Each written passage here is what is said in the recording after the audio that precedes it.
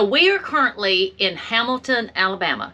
And you may ask, exactly what is there to do in Hamilton, Alabama? Not much.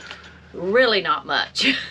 Like, we haven't found anything, have we? Well, with a little travel distance, Yeah, I a little think travel. there will be some things, yeah. Yeah. So the reason that we are here is because we are on a sojourn. You might wonder what a sojourn is.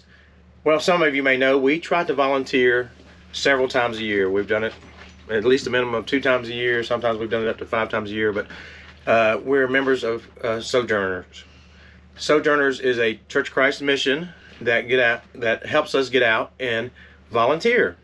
Usually the Sojourners are retired, and usually Some they are not. have an RV. So we travel around to different projects across the United States and some in Canada, and we help small organizations, small entities such as Christian camps, Children's homes. children's home, small Christian schools, or Churches. even small congregations that just don't have much help. And we try not to be a burden to these small entities, and we pay our way. We pay $10 a night usually to go and help. So we're actually paying to volunteer. Yeah, But imagine that. We decided that since we're on the road as much as we are, we've got to do something where we used to be able to help more at home. Now we need to help more on the road. So Right. we are members of the Church of Christ, and we knew about this organization, so it's a great one. So this is what we do because this is our church sponsored program. But I will say there are volunteer programs everywhere. Yeah. And if you have it in your heart to do some volunteer work, do it. Yeah. And so what we thought we would do, we're going to show you around and let you know a little bit of what we do while we're here, but also we're going to show you how we use this and incorporate this into our travel. Because one of the things that we do is we don't just come here and work. We have a very lenient work schedule. We work 4 days a week, and then we're off Friday, Saturday, and Sunday. So we explore on those days. And even though there's not a lot to do right here in Hamilton, we're right outside of Tupelo. Now, you know what Tupelo is known for. Tupelo is Elvis Presley's birthplace. Mm-hmm. Let us show you around and show you exactly what we do on a sojourn. Oh. And we forgot to introduce ourselves, so we'll do that right quick. If this is your first time here, I'm Lynn. And I'm Danny, Welcome to RV America. the original RV America. Now we'll show you around. So one of the things that we really like about our sojourning is the fact that we work 4 days a week, and then we get 3 days off. Yep, 3 days to get out and explore the area that you're working in. And being in North Alabama, right near the Mississippi line, we thought we'd get out and explore. Hamilton is nice, but there's not a lot right there in that general area. So we have headed over about an hour away to Tupelo. Now, who can tell me what's in Tupelo? What's Tupelo famous for? In case you don't know, it's Elvis Presley. Elvis Presley was born and raised in Tupelo, Mississippi. Now, Elvis and I have something in common. Yep, almost twins. Almost twins. Elvis and I share birthdays. Not the same year, but the same day of the year. January 8th. It's Elvis's birthday, and it's my birthday. Yep. So I've always had a little bit of a fascination with Elvis, and that's my only claim to fame, is that we share birthdays. But while we're this close to Tupelo, we're going to explore all the Elvis things that they have to see here. Yep. Elvis and his family lived in Tupelo. He was born here, as Lynn said, until he was about 13 and moved to Memphis. There's a lot to deal with Elvis here in Tupelo, so we're going to get out and explore. Yep, since we're off today.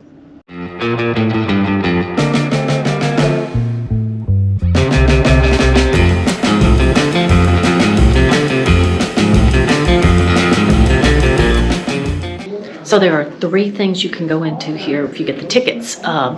It's his home place where he was born, apparently, and a museum, and then a church. The church is more or less just a little chapel presentation type thing, and we got discount tickets, and so it was $20 a piece to get in here. And we're going to check out the museum and then go on around and make our rounds to the other places. So I don't think I actually knew this. Danny said he did, but Elvis was a twin. His twin brother was stillborn, and his twin brother's name was Jesse Guerin, and then Elvis was Elvis Aaron. So they made the middle names to rhyme. So interesting. Elvis did his first public appearance when he was 10 years old at a county fair, and he actually had to stand in a chair in order to reach the microphone. He came in 10th place, so I guess that's better than not coming in at all. But I mean, like, he could not have known where that was going to take him at that time. So let me say the museum is very small. It's cool, but there's not just a whole lot to it. $20 for all of them, I'm hoping, is pretty good. But glad I didn't pay $20 just for the museum. Little tiny house. And you have to have a ticket to get in, but I have the magic ticket.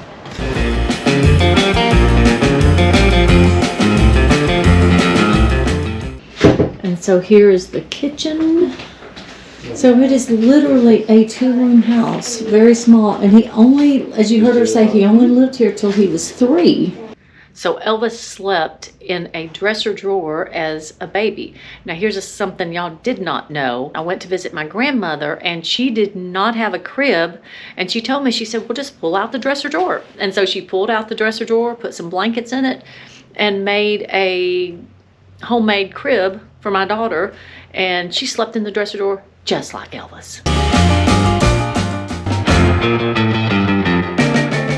So Elvis only lived in this house until he was 3 years old. The Great Depression that came through at the time really, really hurt this town, hurt Tupelo. And so him and his parents, or his parents at the time, picked him up and moved him over to Memphis. My birthplace. Danny's birthplace, where... Thank you very much. where the parents could find work and make a better living than what they could here. But it's a cool thing to see, a 2-room house. Very humble beginnings. Very small. So I'm going to correct myself. They did only live in this house until he was 3, at which time they moved to another house, but they stayed in the Tupelo area until he was 13, and then they left the Tupelo area and moved to Memphis. My birthplace. His birthplace, again. What's up, Elvis? You're gonna do great things one day, bud. Elvis at 13.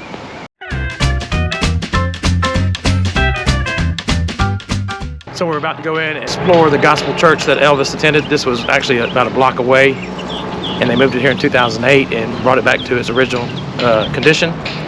And this is where he learned to love gospel music, which he incorporated throughout his career. When I in awesome wonder consider all the big worlds thy hands have made. Now Elvis's pastor, Brother Frank Smith, coached Elvis to the point that he could sing that first solo. He sang many, many, many more solos in church.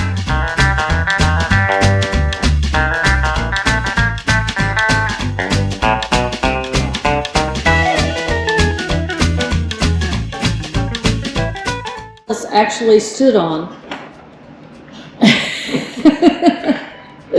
I got it. Don't break it. Thank you very much. Now, something we didn't mention, there was no running water, no plumbing, no bathrooms in Elvis's first house. And I was born and raised in the South, and I did not know this, that back in the 30s, and I don't know how long it went for, is that a lot of poor communities had a single outhouse that the community shared. They said this one was behind a row of houses, and they would just share it. So that blew my mind. My grandparents had indoor plumbing, but they did have their old outhouse out back that I have seen before. So it was something as a surprise to me. I actually lived in houses growing up because I was in the hills of Tennessee, and I lived in houses that were very poor, and we had outhouses in several of them. Yeah, I always said that Atlanta was raised like my grandparents, you know, having houses without indoor plumbing or indoor bathrooms, just mind-blowing to me. My grandparents' house, a couple of different houses that my grandparents lived, actually had wells on the back porch or the front porch. One of them had the front porch and one of them had the back porch, and you drop the water thing down and it'd go down, and when you pull it up, you'd have a drinking bucket, one dipper, You pick the water out of it and drink it and sling the leftovers in the yard and put it back in the bucket. The next person would come along and drink it. But we all survived. So this is a really slick looking car, very old. I love it. I love the color. I thought it was an original car of Elvis, but it's not.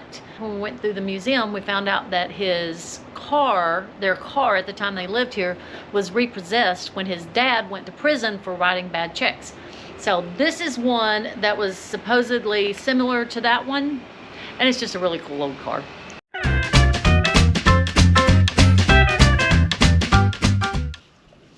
Okay, so babe, what'd you think? I thought it was pretty cool. It's amazing how small the homes were in the 1930s. 450 square feet, basically a 2-bedroom house with no plumbing. Nothing. As we said, crazy. no bathrooms. Just crazy. Just where America's gone to today with the house this size. Now, we have also been to the house in Memphis. We've toured that house, Graceland, at a different time several years ago. Let us know in the comments below if you've been to either of these. Let us know which one you went to and what you thought about it. We think it's just really cool to see. You know, Elvis was an icon in our youth, so watched a lot of him, although not as much as some. Yep. So pretty cool.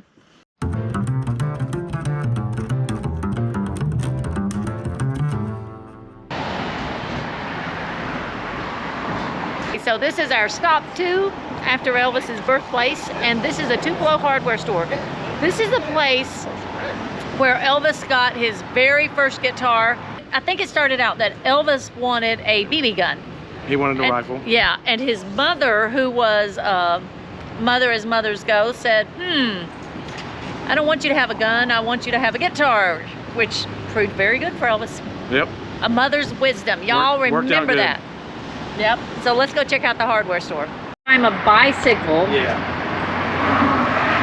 Was that one of Elvis's guitars? No, the one he bought, he carried out. No, that's one we have that people that knew him signed. Okay, so now here's a picture of his. Wow. That's what's left of it. So someone's got that. It belongs to a collector, and The guy said they still sell like 300 guitars a year. And people buy them just because Elvis bought his here. a pick. 2. Yep. 2 pick. I got 2 picks. Yeah. Wyatt, you need to learn to play that guitar really good. And Elvis took good care of his mom and his daddy and his grandparents. You need to remember that. Sweet Melissa,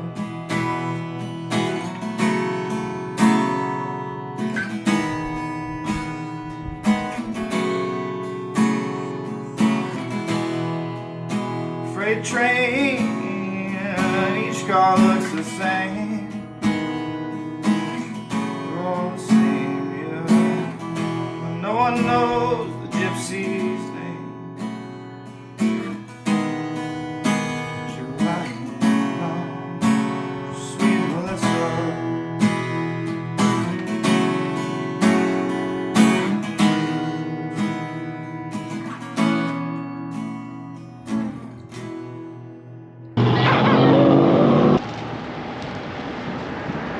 So when you're in downtown Tupelo, look for these guitars.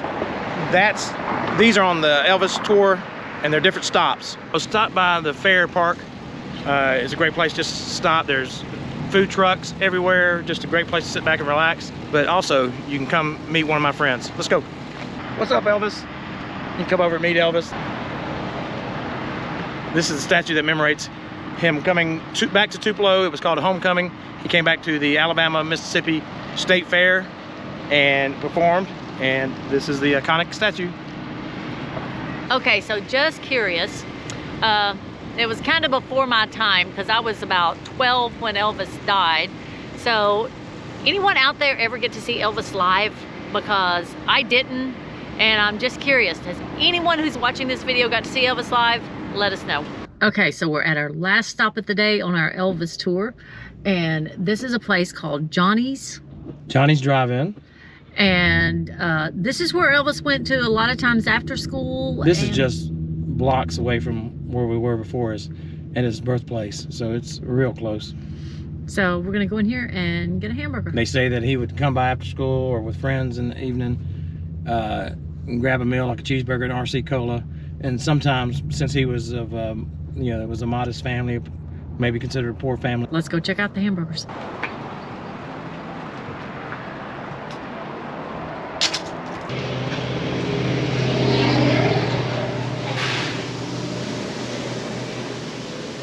Cute.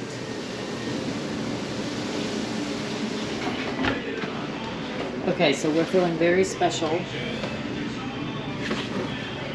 There's the picture of Elvis. Right? This is the Elvis booth, and there is Elvis. You can see that. When he ate here. So according to the picture that's on the wall, I am sitting exactly where Elvis Presley sat at. His butt was on this chair, and now my butt is on this chair. How cool is that? Okay, so we only got hamburgers because we're gonna get a milkshake in a little bit. Thank you. And look at those. Have a good one, y'all. Thank you. I think they actually fried them. So let me give you a little bit of warning. Johnny's Drive-In and the Dairy Cream, both are cash only. You cannot use any cards here. We actually had to go to a bank that's back behind here somewhere and get some cash because we didn't have any. Monday through Thursday, our days start with a short walk to the cafeteria, where we have a short meeting on the day's projects and what we have to accomplish, along with the devotion. It's a great way to start our day. One of the things the women always do is clean. And today I am cleaning some, get my glove off, I'm cleaning some greasy trays. Look at this. These were above the stove where they do the air fryer and stuff. Just gonna make them look like new.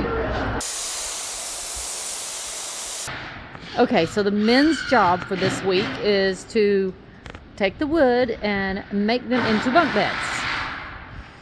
These two guys here, we have a team of 8 here for this sojourn. And these guys here are, I guess, cutting and putting them together. With our sojourn completed, it's time to move on. We enjoyed meeting new people, making new friends, and exploring Tupelo. So while I'm thinking about it, take a quick minute and hit the subscribe button, the like, and the notification bell. Until next time, God bless and many safe travels. And go RV, America.